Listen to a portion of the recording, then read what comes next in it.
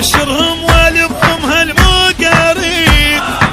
واقل سلاح صح لسانك وعيد، وخلي اللي سمع لي حطها بالموت. اخوك انخاف بيهم خاف غثوك،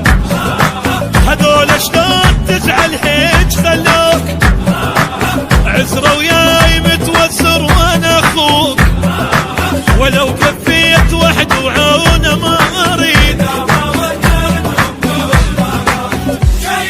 فاصم